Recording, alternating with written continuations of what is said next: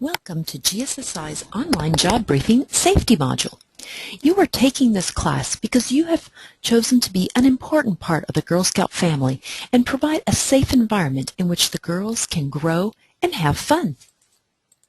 My name is Margaret Dennis, Director of Volunteer Resources for GSSI. I will be sharing lots of safety information to help you keep girls safe.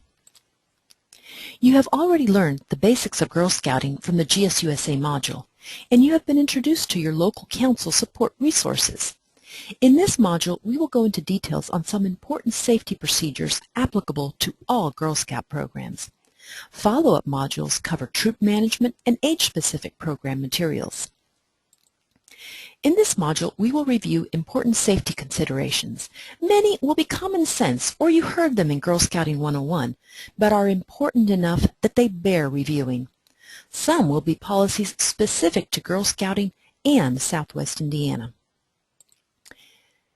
Safety is always paramount. Remember that you are guarding the physical and emotional safety of girls entrusted to you. In the GSSI job briefing module, we mentioned two critical resources that will help guide you in keeping the girls safe. Both the Volunteer Essentials Handbook and the Safety Activity Checkpoints are available electronically on our website. You are welcome to copy them onto your computer so you can have easy access to them at any time. The Safety Activity Checkpoints are also found in print at many local libraries. The handbook and checkpoints are found under the Resources tab of our website. Most of the information presented in this module can be reviewed in the Volunteer Essentials in Chapter 4 on Safety. All of our safety rules are summarized in the 12 guidelines published by GSUSA in the Volunteer Essentials Handbook. The safety guidelines will be our framework for this module, just as they will for you as you work with girls. The first guideline is to follow the safety activity checkpoints. As you and the girls plan specific activities, you will want to review the checkpoints found on the website under the Resources tab. You simply choose the checkpoint for your specific activity. If you do not find your activity listed, you should open the comprehensive document and do a search. For example, zip lining does not have its own checkpoint, but is included in the Challenge Courses checkpoint. You can also look at the activity that most closely approaches the one the girls are interested in doing. Let's look at how you would use this resource. For example, let's say that your Girl Scout brownies decide they want to go swimming. Maybe you have a computer with you at the meeting and you can bring up the safety activity checkpoints right there. Or maybe you tell them that you will bring the information to the next meeting. First thing would be to review the safety activity checkpoints to see what guidelines exist.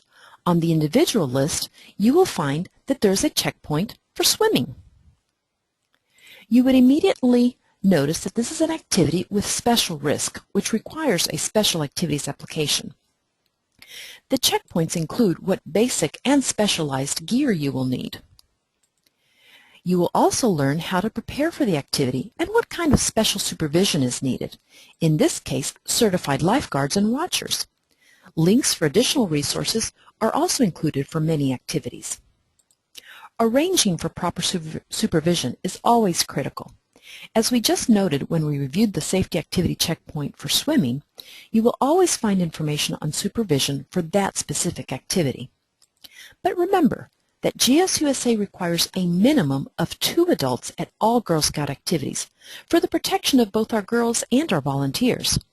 These adults must be registered GSUSA members and must be VAP'd. Remember, VAP'd means that council approved them after a volunteer application process which included a criminal background check. It is important to note that they must be unrelated adults, and that while we encourage male volunteers to be involved and participate as much as possible, at least one adult must be a female. Additional adults will be needed depending on the number of girls and the type of activity. This is the chart of adult-girl ratios as it is found in the handbook. You can see that depending on the activity and age level of the girls, you will follow a different ratio. Let's practice using the chart to determine the girl-adult ratios.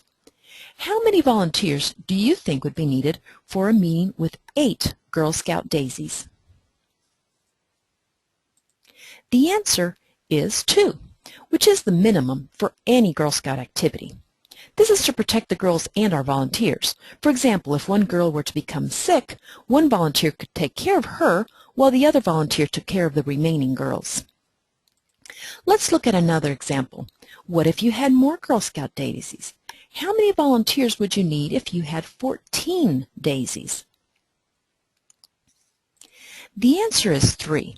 You would need 3 because you need 2 adults for the first 12 girls, and then another registered and approved volunteer for each additional 6 girls. Notice how you would need less adults as the girls get older, but more adults as the activity becomes more involved. So for a meeting with 14 daisies, you need 3 adults. But if you are going on a field trip with those same 14 daisies, you would need an extra adult for a total of 4 adults. 2 adults for the first 6 daisies, and 1 for the next 4 daisies, and a 4th adult for the next 4.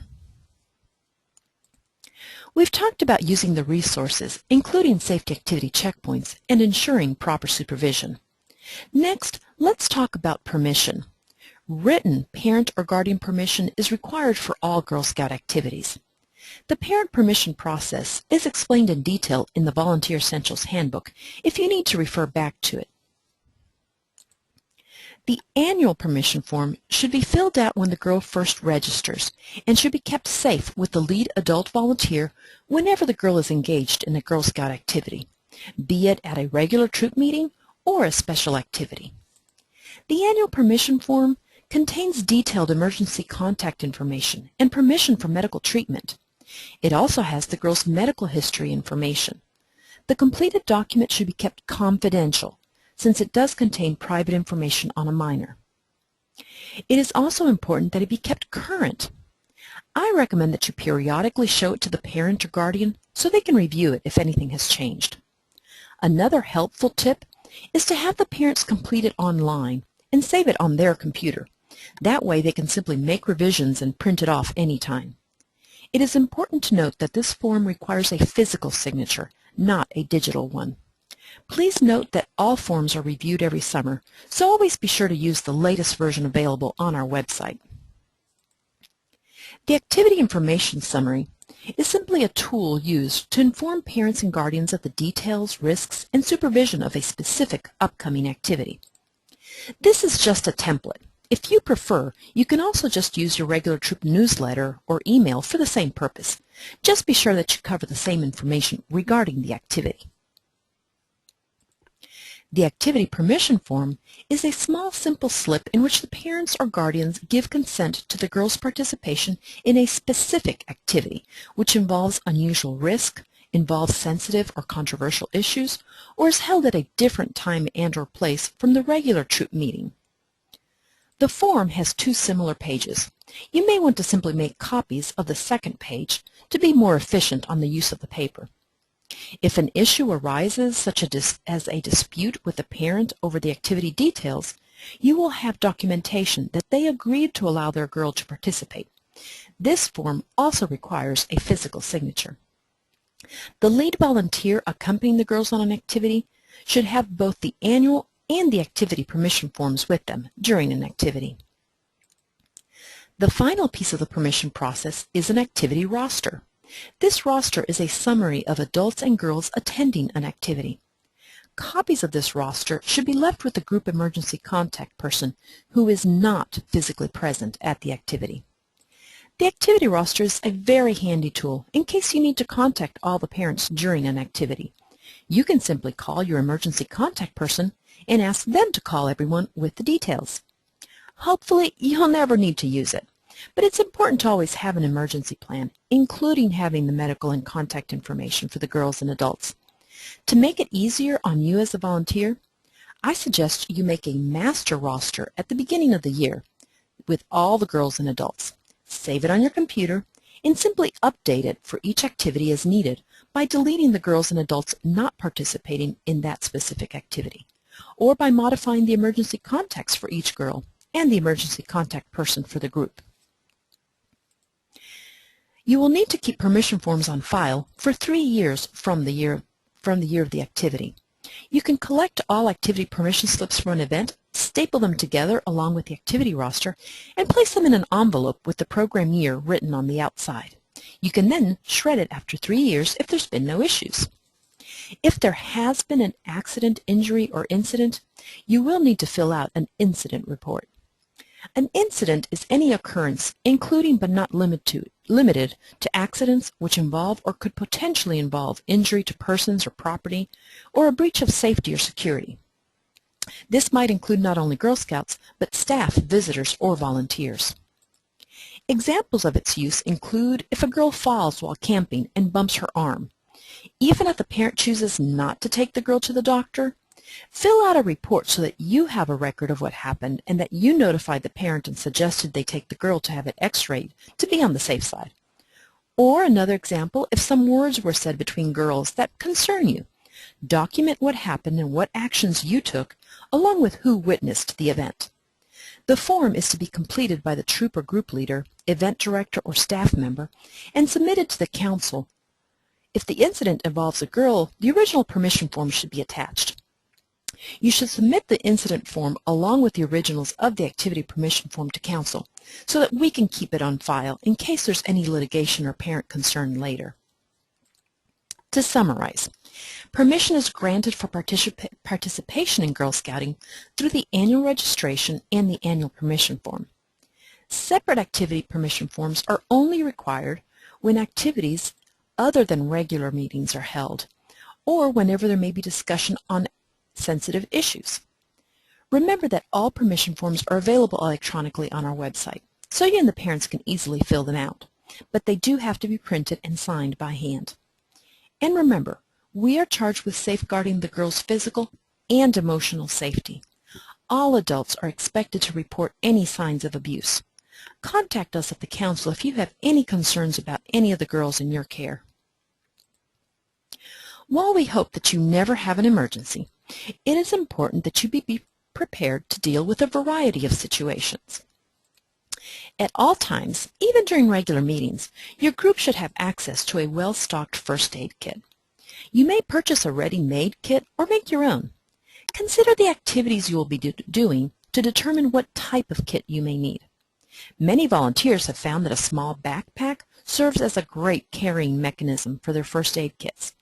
Do not stock any medication, since you are not allowed to give medicines to the girls without written permission from parents. The Volunteer Essentials Handbook has a section on first aid kits, including a link to a list of suggested items. GSUSA recommends that an individual certified in first aid and CPR be present at all times. A first aider will be required when your group is on an outdoor or overnight activity. In addition, a first aider may be required depending on the nature of the activity or location. When deciding if you need a first aider, consider how, where, and for how long you will be traveling, as well as what facilities will exist at your destination. For example, a short field trip in town going to the fire station will not require a first aider, but a trip to St. Louis would, since you will be traveling through some rural areas where emergency assistance might take a while to reach you or your cell phone coverage may not be dependable. Certification in first aid and CPR must be from an approved organization, such as the American Red Cross or American Heart Association. More information is available in the Volunteer Essentials Handbook and in the Safety Activity Checkpoints. Another item in your emergency preparedness arsenal is the Emergency Procedures Card. Each year, the Council updates and distributes wallet-sized cards which describe the procedures to follow in case of emergency, such as injury or accident. They also list after-hours contact numbers for designated staff. You should always have this card when acting as a GSSI volunteer. Some volunteers carry a copy in their wallet. Others place it in a binder with the girls' emergency information. Others place a copy in their first aid kit. Cards are distributed in the troop registration packets every year, and extras are available at council and from your local support team.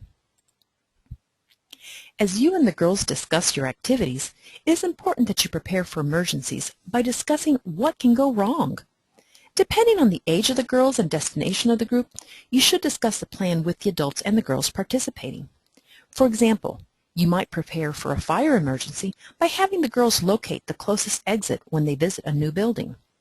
Prepare for severe weather by checking the forecast and having a weather alert radio. Plan on how to prevent a lost girl or adult by establishing buddy systems and counting protocols when in public. Be prepared to handle injuries as we discussed previously.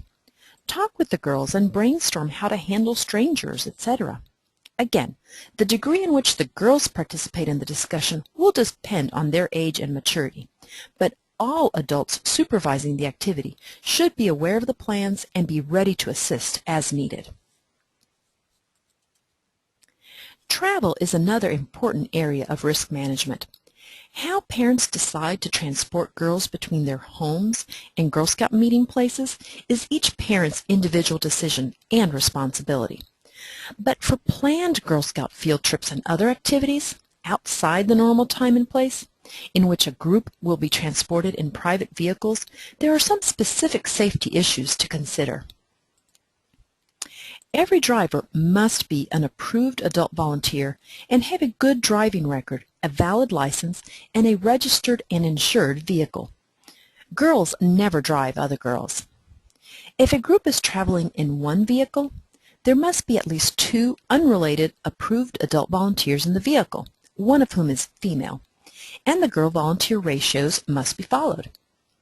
If a group is traveling in more than one vehicle, the entire group must consist of at least 2 unrelated approved adult volunteers, one of whom is female, and the ratios must still be followed. Care should be taken so that a single car with a single adult driver is never separated from the group for an extended length of time. But caravanning is not recommended. Each driver should have a copy of the activity roster with emergency contact information, a first aid kit, and an emergency procedures card. Every driver should fill out a vehicle information form and sign that they agree to the Safe Driver's Pledge. Overnight activities can be loads of fun, but they do have special risks that carry with them the need for additional risk management preparations. GSSI requires special training for volunteers wanting to plan overnight events with the girls. Called On the Go, the training incorporates evaluation of girls' readiness to engage in overnight activities, as well as planning tips to ensure a smooth and positive experience for all. Safety measures are discussed throughout the training. On-the-Go certification is required to conduct any overnight activity with your girls, such as slumber parties, lock-ins, hotel or cabin stays, and RV and backyard tent camping. These learning opportunities are scheduled throughout the year. The schedule is posted on the website and courses are announced in the newsletter. You are an integral key to keeping the girls physically and emotionally safe. And part of that is the expectation that Girl Scout adult volunteers will model proper behavior at all times, even when not engaged in a Girl Scout activity. Never use illegal drugs. Don't consume alcohol, smoke, or use foul language in the presence of girls. Do not carry ammunition or firearms in the presence of girls, unless given special permission by counsel for group marksmanship activities. Never bully girls or adults, nor allow anyone else to do so. But it isn't just about avoiding negative behaviors. All Girl Scout adults should strive to provide a positive, safe emotional environment. Work with girls to create a group agreement and help them enforce it at all times. Girls should feel comfortable in their peer groups and with the adults so that they can stretch their comfort zones as they try new skills and feel accepted even when they fail. The handbook has lots of great information on girl development, conflict management, and team building, as do all the adult journey facilitator guides. We've covered a lot of material so far. Just a couple more reminders as you think of the girls and their safety. We live in a digital age, and many times the girls are more technical savvy than we are. It is important that at all times you promote online safety, including not sharing too much information and visiting only age-appropriate sites. Be sure to spend some time discussing safe behaviors and have them sign the Girl Scout Online Safety Pledge. Money earning is a complex risk management issue involving safety of girls, protection of assets, and legal and tax ramifications. We first want to keep girls safe during money earning activities. It is important that you know how to handle money and what guidelines GSUSA and the Council have in place to safeguard the girls, money, products, and the integrity of the movement. Before engaging in any money earning, be sure to have adequate training and permission. Girl Scout cookie sales are the only pre-approved money earning activity for girls. Any additional money earning activities must be approved by Council before you start them. I hope that you agree that safety and risk management is everyone's job and should be always on our mind. You are a critical link in keeping our girls safe. Remember to use the Safety Activity Checkpoints and Volunteer Essentials Handbook routinely. I also encourage you to share the 12 Girl Scout safety guidelines with your troop families so that the parents understand how seriously we all take the well-being of their daughters and how they can help us with that. Congratulations! Now you have finished this review on safety. If required for your volunteer position, you can now proceed to the next online module to learn more about the troop pathway. Thank you so much for your time, and remember, you are making a difference in a girl's life.